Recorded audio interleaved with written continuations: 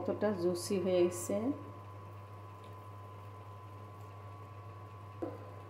রেখে খেতে।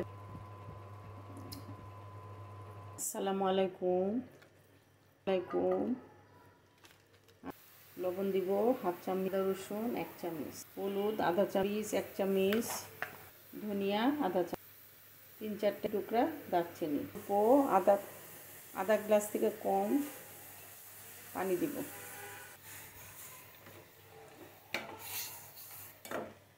নেড়ে দিব।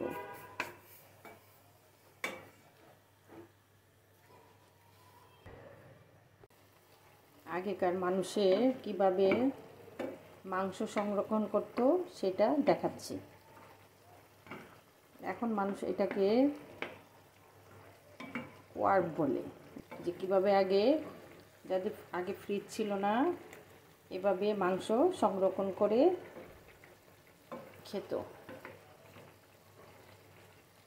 তো মশলা দিয়ে ভালো করে সিদ্ধ করে তারপরে চর্বি দিয়ে ভেজে রাখবো।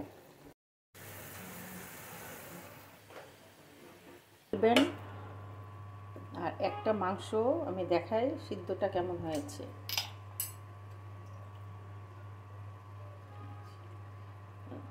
এরকম সিদ্ধ হয়ে গেলে তখন আমরা এটা চর্বির তেলে ভাজবো।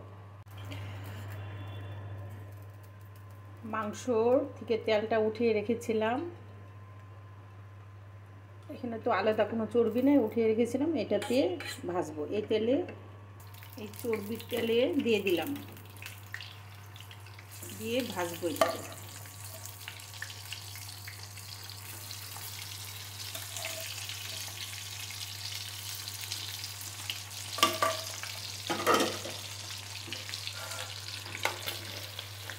আঁচ কমিয়ে এটাকে ভাজবো।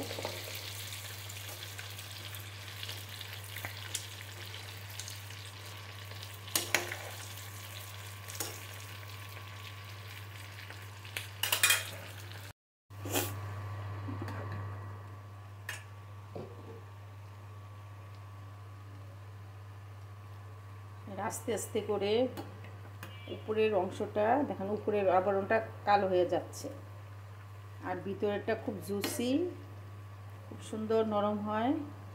মাংসটা এইভাবে করে কম আঁচে এটাকে ভাজবেন। বেশি আছে ভাজলে যে শক্ত হয়ে যায়, ভিতরটাও শক্ত থাকে। আস্তে আস্তে করে ভাজলে মাংস ভিতরটা নরম হয়, উপর দিয়ে শক্ত হয়।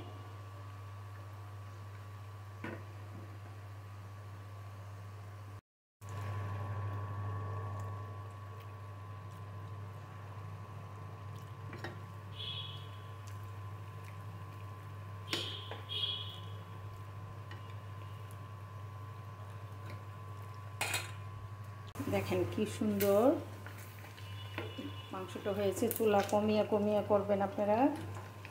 দেখেন কালারটা কত সুন্দর হয়েছে। গ্রামে আগে এরকম করে গরুর মাংস, আগে তো ফ্রিজ ছিল না, এরকম করে গরুর মাংস রেখে দিত। এখন এই চর্বি সহ রেখে দেয়। হ্যাঁ, ভেজে কীভাবে করবো সেটা আপনাদের দেখাচ্ছি। হয়ে গেছে আমার ভাজাটা। এইভাবে স্টিলের একটা পাত্রে চর্বিটা সহ রেখে দেব।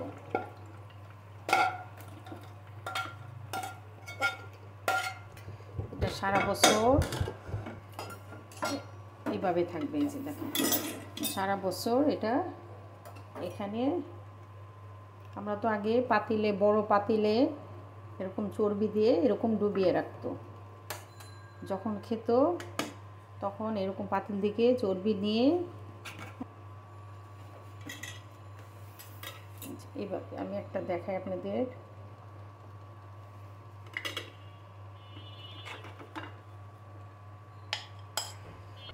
কতটা নরম হয়েছে দেখেন, কতটা নরম। এটা খেয়ে দেখি। আমার রান্নাগুলো যদি আপনাদের ভালো লাগে, লাইক, কমেন্ট, শেয়ার ও সাবস্ক্রাইব করবেন। এখানে রেখে দিলাম। আল্লাহ হাফেজ।